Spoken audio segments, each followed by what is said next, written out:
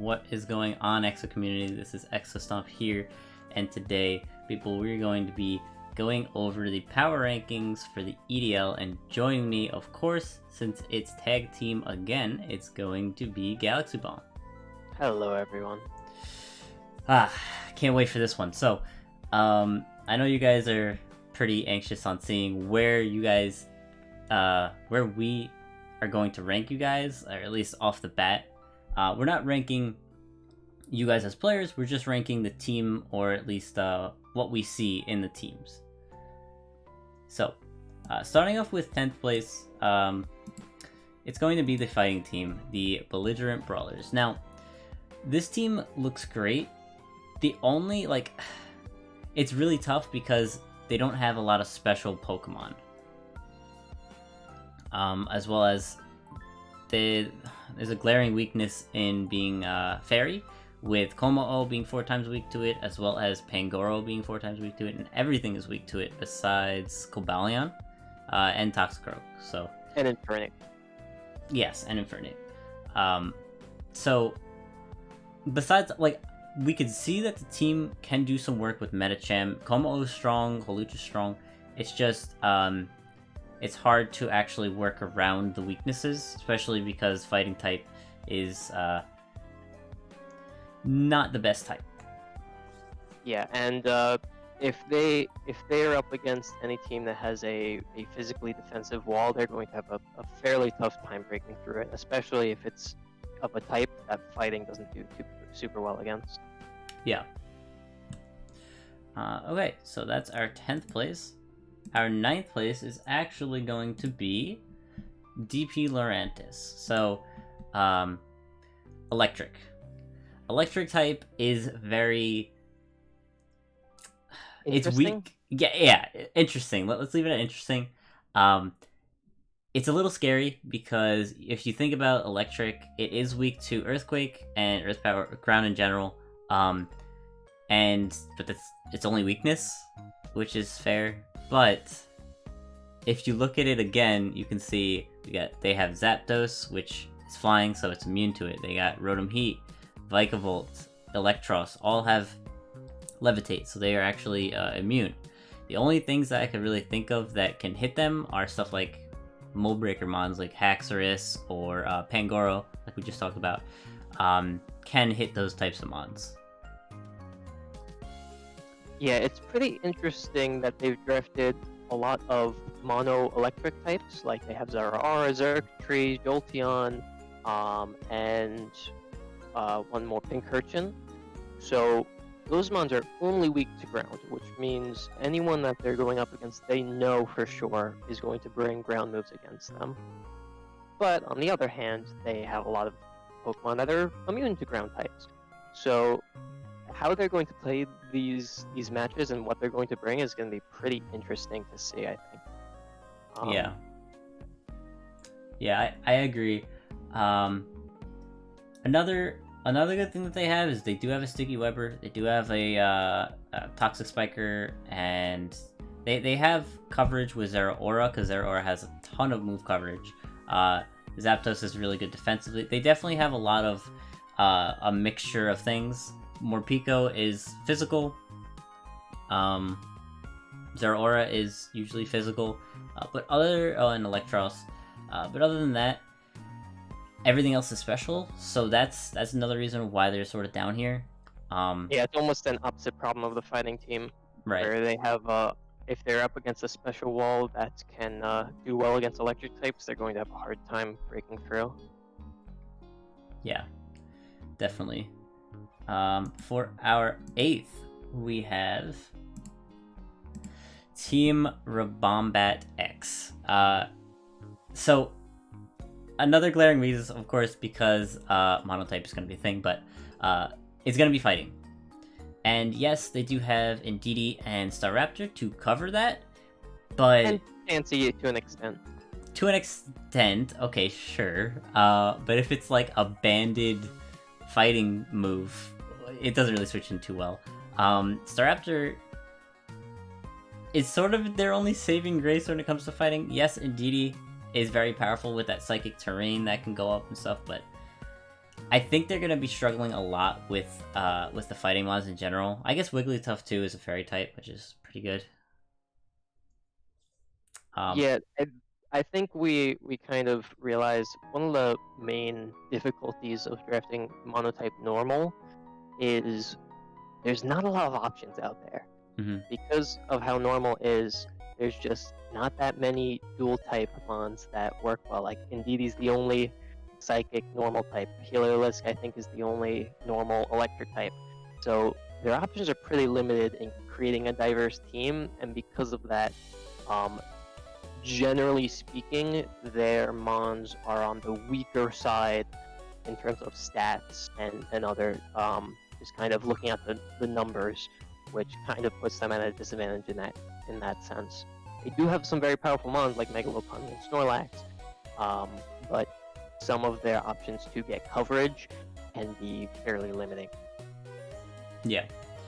They do have a lot of power, however. That's definitely why they're not last or second to last. They do have a lot of power with Lopunny doing tons of damage to Raptor, Obstagoon, Heliolisk on the special side, Snorlax is a ton, Diggersby does a lot, and then they have a lot of defense with Chansey. Obstagoon's pretty defensive as well. It's not getting hit by the fighting move. Snorlax is especially Snorlax defensive. also have a lot of bulk. Yep. Right. Yeah. So they do have a lot of bulk. It's just the fighting coverage that is going to be very hard for them to play around. And for our 7th team, it's gonna be us. It's gonna be the absolute Excadrills. So the reason why we're down here is pretty simple, and that is our weaknesses. It being, oh yeah, you want to say? Rocks, electric, and ice are very scary, especially given the huge weakness in rocks, because stealth rock is a thing. It means that unless we want to take a lot of damage on switch-ins, heavy duty boots is going to have to be a very important consideration throughout all of our compositions. Yeah, that is true. We were gonna grab something like a Malga or basically a Malga to suck up the electric type attacks, but we decided not to because we wanted Sticky Webber, so Masquerain was sort of a better fit there. And the reason why we're not lower, even though we do have a lot of pretty bad weaknesses, being electric, is because flying is such a good type. We don't have to worry about spikes, toxic spikes, or sticky webs, so we can work with this. Especially because heavy duty boots is a thing. We don't have to worry too much of our Articuno and Moltres dying to rocks, which is good. So in addition, coverage moves like Ice type is a fairly hard move to find coverage for unless you're running something like Hidden Power. So we don't have to worry too much about that unless they have, say, an Ice type on their team. But because there is no Ice team, it's not going to be a huge threat, for instance. Yeah, and we would have had the flying trio for Gen 1, but we were sniped by the electric team, so that stinks. Zapdos was going to be a good option for us, but there it goes. Yep, I mean, Dragonite's great too, so I'm not mad about that. For our sixth team, we have the Dark type team, aka Daddy's Dark types. So, just looking at this team right off the bat, I do like their Incineroar and Greninja grab. I do like Incineroar because it does have Parting Shot now, and Greninja, even though it can only run Torrent, it can do a ton of damage because it has a ton of moves in its move pool. So yeah, I think their composition is very powerful. I'm a personal fan of Bisharp, for instance, and Skuntank is also another utility mon that can do a lot, like with its defog, so they don't have to worry about rocks too much.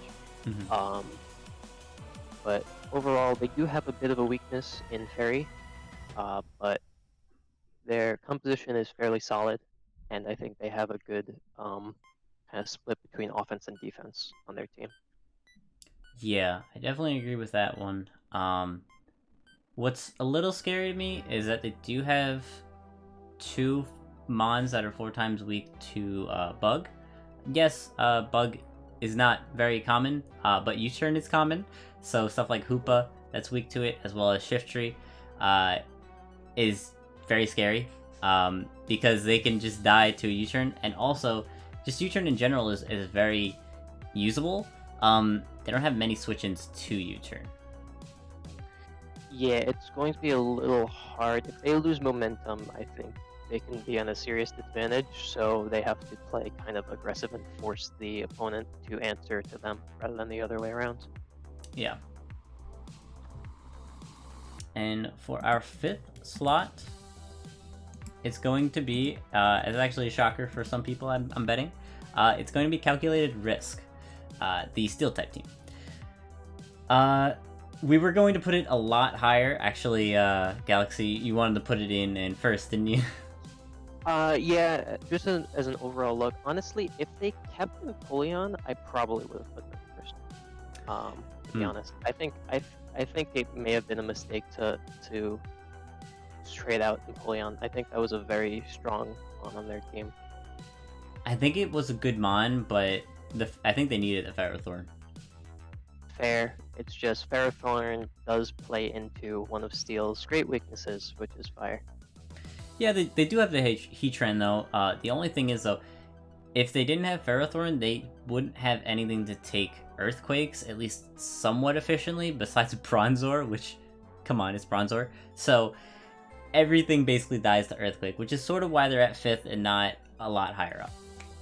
Yeah, it's interesting that they have to play around these two weaknesses that can cripple their team, and either way, it's hard to fit in all the mons that they need to answer it while also keeping their strong hitters like Aegislash and Lucario. Yeah. Okay. Nice. For our 4th slot, we have the Dragon team. So yeah, we're going up to top 4 now. Dragon looks very solid, just looking at it. Yes, we do see the Axew and the Gumi, but the other mons are very solid pickups. Mm. Yeah, I think they have a lot of flexibility here. They have a lot of bulk in things like Appleton and Guzzlord, but then they also have a lot of quick offense like Dragapult, and Zygarde is just an overall like all-around solid choice. So they have a lot of flexibility in their draft, even if they have two interesting choices that they've picked up. Of course, they are Dragon type, so they have to watch out for Ice and Fairy, but they have answers to both of them. With Fairy, they have answers in Duraludon and Dragalge, and in Ice, they have answers as well in, say, Kingdra and Appleton's Thick Fat. Even though it is 4 times weak, its Thick Fat does resist it a decent amount. Yeah. Another thing that I actually really like about this team is that it does cover all of its cores, which is nice. They do have the Fire, Water, Grass, and they had the, of course, Dragon, Fairy being Altaria, and Steel being Duraludon. So they do cover all the cores, and all their cores do a lot of work. The Turtonator has Rapid Spin. Actually, let's go over that. They have Rapid Spin, they have Defogger, they have Spiker, a Stealth Rocker, and a Toxic Spiker with Trichology. So, do they have a regular Spiker? I don't think so. Unless Duraludon can. No, sadly. Okay, they don't have a regular Spiker, but they do have Toxic Spiker, so it's not bad. But yeah, overall, it's definitely a solid team. I know that you're grabbing your mascot Gumi, which is fine, but maybe you could swap out the Axew or the Gumi for something a little more powerful. You guys do have 40 extra points, so you could grab, like, I don't know, even a tier 4 for one of them, so. You gotta go with the morale boost of having your mascot. But we saw what happened last season with the Farfetch'd skinny team. Does definitely limit your choices a lot, which can be very scary because knowledge is a very important aspect to these compositions, as we've seen before. But if they're confident in what they have, I guess we'll see what happens. Yeah, definitely. And for our third spot, oh, that's second. That's not third. That's Spoilers. okay. Well, all right. Third spot, we have Fairy type. Yeah, Fairy type is very solid. They do have Mega Mawile, which is a nuker. They have Coco, which is also a nuker. They have Primarina, which is also a nuker. Gardevoir has a ton of, like, its Energy Ball, Mystical Fire. It has a ton of move variety. They do have Weezing, which does cover Poison, which is nice. Yeah. It's good to have. And they have a lot of support ones like Ninetales and Mimikyu that can really help them get their momentum back. Aurora Veil is going to be a really big threat. If they can get something like Mawile or Tapu up with Aurora Veil out, it's going to be really hard to take those things down. Yeah. They sadly cannot finish their cores because Fire Fairy types are not a thing yet, but the types that they did get are actually very solid for their team, so not bad. Yeah, overall, just kind of a general look. There's not too much in terms of weakness on this team. It's very well rounded, and the weaknesses of Fairy type they are able to cover pretty well. Yeah. And I do like the Shiinotic pick. It looks, I think Burger is really liking the Shiinotic line, because he did grab Morlul, I think, in Little Cup, in the Little Cup of the ADL, so I think he's liking Shiinotic a lot more, which I like Shiinotic too, so that's cool. It's good. Need me some I'm love. very interested in seeing how it works out because I have not seen it in action yet. Well, it does have Strength Stat, which is good. So It's always a good choice. yep. And for our second spot, we put Psychic. So, or the TFT gang. So the reason why we put Psychic so high up is sort of the reason that we put Fairy high up, but there's one little thing that they have that that Fairy doesn't, and that is Psy Shock. So a lot of these mons do hit on the special side, but Psy Shock does hit on the physical side, so that does give them an option to hit physical mons. As well as having Gallade, which is extremely powerful. Lele is extremely powerful. We've used Starmie, and we know how powerful Starmie is. Just all Starmie's move coverage is going to help them a lot, I feel, because they can learn so many different moves that will help them out in many scenarios. Yeah, I honestly think Psychic has the most move variety because they usually are all able to learn Energy Ball and Flash Cannon and Power Gem, all these different moves. Yeah. So I think they have a very good advantage. The only thing is that I was looking through your team. It's a great team. I do love how you guys all the mods that you guys picked up. The only thing is, I like the Octa Speed too, but if you guys grabbed Latios or Latias, I think this team would be like perfect. You guys would be number one, in my opinion. Yeah, not having a Dragon type, I feel like does hinder their defenses a little bit because dragons can resist a lot of their types. They are a little bit weak to something like knockoff spam. They do definitely have to watch out for something like that. But overall, they definitely have a very solid composition. Yeah. And for our number one spot, there we go. Number one spot, we have, of course, it's gonna be the water team. Plain and simple, Pelipper, Swampert. You can run through teams with that. They do have also a Barraskewda, Poliwrath, Araquanid for webs, Amstar for setup, Cloyster for also more setup, Slowbro for defenses. I mean, they have it all, okay? They even have Tapu Fini. Like, this is probably... And they have Rotom Wash and Lantern, 2 Volt Switchers that they can use in many scenarios to just keep momentum flowing. They just have a lot of flow on their team that they all kind of work well together and can... It's scary, is what it is. Yeah. I would love to see the Walrein come a lot because I love Walrein. I think Walrein is such a cool mon. It does have a lot of move variety with, like, I think I tried to use it for the PU, our season 1, and it had a ton of moves like Earthquake and Stone Edge, and just a ton of good moves. I wasn't able to use it that much, but let's not talk about that.